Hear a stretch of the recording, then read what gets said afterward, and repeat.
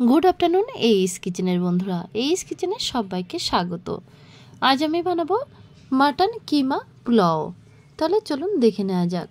Mutton কিমা পোলাও বানাবার জন্য এখানে আমি নিয়েছি 1 কেজি বাসমতি চাল, আর এদিকে নেব 750 কিমা। কিমাগুলো কিন্তু খুব বেশি ছোট ছোট করার দরকার নেই, একটু বড় সাইজের করে কেটে নিতে হবে। প্রথমে চালগুলো বেশ কয়েকবার ভালোভাবে পরিষ্কার জল দিয়ে ধুয়ে জলে ভিজিয়ে রাখবো। 1 ঘন্টা চালটাকে ভিজিয়ে রাখবো। আর এদিকে দেখুন যে ভেজিটেবলগুলো নিয়েছি, 5টা পেঁয়াজ, কাঁচা লঙ্কা, আদা, রসুন, ধনিয়া পাতা এবং হাফ বাটি টক দই। প্রথমে ভেজিটেবলগুলো কেটে নেব। দেখুন প্রথমে নিয়েছি পেঁয়াজগুলো থেকে কিছুটা বেরেস্তা করে নেব আর কিছুটা রান্নার জন্য ব্যবহার করব। দেখুন সমস্ত পেঁয়াজ কাটা হয়ে গেছে। এবারে নিয়ে নিচ্ছি আদাটা পেস্ট করে নিলাম। এরপরে রসুনের কোয়াগুলো কিন্তু একটু হালকা করে পেস্ট করে নেব। এরপরে লঙ্কাগুলো কেটে নিচ্ছি। তারপরে দেখুন মিডিয়াম ফ্লেমে একটি কড়া বসিয়ে, একটু বড় সাইজের কড়া নিয়েছি, মিডিয়াম ফ্লেমে বসিয়ে দেব। এবার কড়াইয়ের মধ্যে দিয়ে দিচ্ছি 500 সাদা তেল। তেলটা একটু বেশি করে দিয়েছি, কেননা পেঁয়াজের বেরেস্তাটাও কিন্তু এই তেলের মধ্যে দিয়ে করে নেব। কাটা পেঁয়াজের থেকে অর্ধেকটা আমি এই তেলের মধ্যে দিয়ে দেবো, দিয়ে বেরেস্তা করে নেব। দেখুন কয়েক মিনিট ধরে নাড়াচাড়া করতে করতে পেঁয়াজের কালারটা যখন চেঞ্জ হয়ে আসবে আর একটু হালকা শ্যালো ফ্রাই থেকে একটু ডিপ ফ্রাই হবে, তখন পেঁয়াজগুলো কিন্তু তেল থেকে তুলে নেব। এই পেঁয়াজগুলোই বেরেস্তা করে নেব।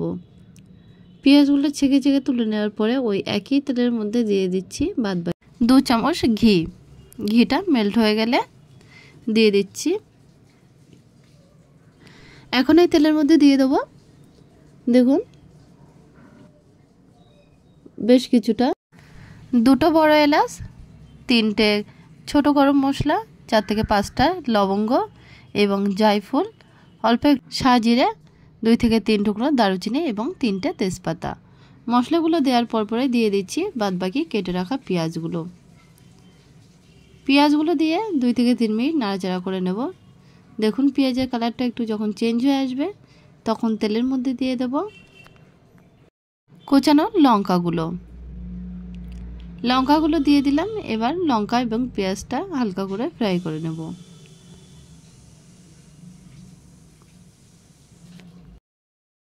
এক থেকে 2 মিনিট নাড়াচাড়া করার পরে দেখুন দিয়ে দিচ্ছি রসুনের পেস্ট এবং আদার পেস্টটা পরপর দিয়ে দেব।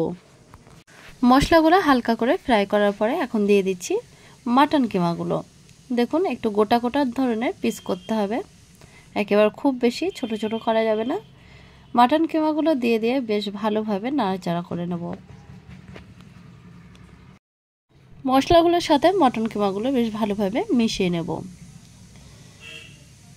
7 থেকে 8 মিনিট একটু কষিয়ে নেওয়ার পরে দেখুন এবার গ্যাসের ফ্লেমটা একদম লোতে রেখে দিয়ে দিচ্ছি 1 চামচ লবণ।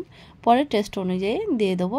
আর দিয়ে দিচ্ছি বড় 1 চামচ ধনিয়া পাউডার, হাফ চামচ গোলমরিচের পাউডার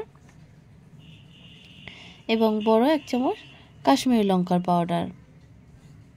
আর দিয়ে দিচ্ছি হাফ চামচ হলুদ। এবার এই সব মশলাগুলো দিয়ে একসাথে বেশ ভালোভাবে নাড়াচাড়া করে নেব। লো টু মিডিয়াম ফ্লেমে রেখে মাটনটা কুক করতে হবে। দেখুন এই সময় দিয়ে দিচ্ছি হাফ চামচের একটু বেশি শাহি গরম মশলার পাউডার। মাটনটা কিন্তু অনেকটাই কষানো হয়ে গেছে। এই সময় জল দিয়ে দেব, বেশ কিছুটা জল দিয়ে দেব। দিয়ে একটা ঢাকনা দিয়ে আধা ঘন্টা রেখে দেব মাটনটা কুক হওয়ার জন্য। 1 ঘন্টা পরে চালটা দেখুন ভিজে গেছে। এবার একটা ছাঁকনিতে ছেঁকে নেব।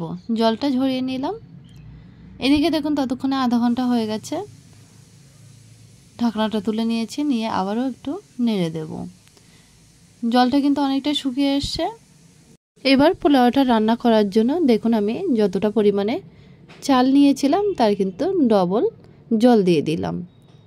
অর্থাৎ এই বাটিটা মেপে আমি চাল নিয়েছিলাম, সেই জন্য যতটা আপনারা চাল নেবেন তার থেকে ডবল জল দিয়ে দেবেন। জলটা দেওয়ার পরে জলটা যখন ফুটে উঠবে তখন জল ঝরানোর চালগুলো কিন্তু এই বড় কড়াইয়ের মধ্যে দিয়ে দেব। এখন চালটা সিদ্ধ হওয়ার জন্য আমি একটা ঢাকনা দিয়ে একদম গ্যাসের ফ্লেমটা লোতে রেখে আধা ঘন্টা রেখে দেব। আর তার আগে কিন্তু 1 চামচ আমি আবারও লবণ দিয়ে নিয়েছি। ঢাকনাটা দিয়ে আধা ঘন্টা লো ফ্লেমে রেখে দেব। দেখুন আধা ঘন্টা পরে ঢাকনাটা তুলে নিলাম। চালটা কিন্তু অনেকটাই গলে গেছে। এই সময় যে টক দইটা আমি নিয়েছিলাম সেই টক দইটা কিন্তু কড়াইয়ের মধ্যে দিয়ে দেব। দিয়ে ভালোভাবে রাইসটার সাথে কিন্তু মিশিয়ে নিলাম। নিয়ে আবারও ঢাকনা দিয়ে রেখে দেব লো টু মিডিয়াম ফ্লেমে 15 মিনিট। ততক্ষণে দেখুন একটা কাপের মধ্যে আমি উষ্ণ গরম দুধ নিয়ে নিয়েছি। আর এই গরম দুধের মধ্যে বেশ কিছুটা কেশর গুলে নেব। কেশরটা গুলে নিলাম। এর মধ্যে দেখুন 20 মিনিট হয়ে গেছে। রাইসটা কিন্তু অনেকটা হয়ে গেছে, পোলাওটা রেডি হয়ে যাচ্ছে প্রায়।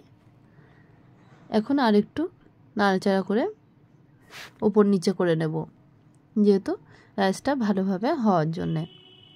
এখন এই কেশর গলা দুধটা কিন্তু দিয়ে দিচ্ছি।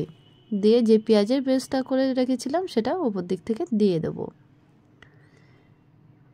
ধনিয়া পাতা কুচিগুলো রাইসের উপরে দিয়ে দিচ্ছি। 1 চামচ ঘিও উপর থেকে দিয়ে দেবো।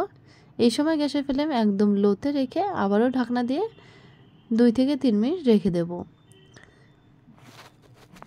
সবশেষে ঢাকনা দিয়ে 2 থেকে 3 মিনিট লো ফ্লেমে রাখার কারণেই হলো ঘি এবং এই যে ধনিয়া পাতা এর ফ্লেভারটা ভালো আনার জন্যে। তৈরি হয়ে গেছে আজকে আমার আরও একটি নতুন ডিশ, মাটন কিমা পোলাও। এটা খেতে কিন্তু খুবই টেস্টি। এটা শুধু খাওয়া যায় বা চিকেন কষা যে কোনো কিছুর সাথে আপনি খেতে পারেন। পোলাওটা দেখুন কতটা ঝরঝরে হয়েছে। আর এইভাবে আপনারা বাড়িতে অবশ্যই একদিন পোলাও বানিয়ে দেখতে পারেন। আশা করছি খুবই ভালো লাগবে। আর যদি ভালো লেগে থাকে তাহলে অবশ্যই একটা কমেন্ট করে জানাবেন। আর আমাদের চ্যানেলটা যদি এখনও পর্যন্ত সাবস্ক্রাইব করা না হয়ে থাকে তাহলে সাবস্ক্রাইব করার জন্য অনুরোধ থাকলো।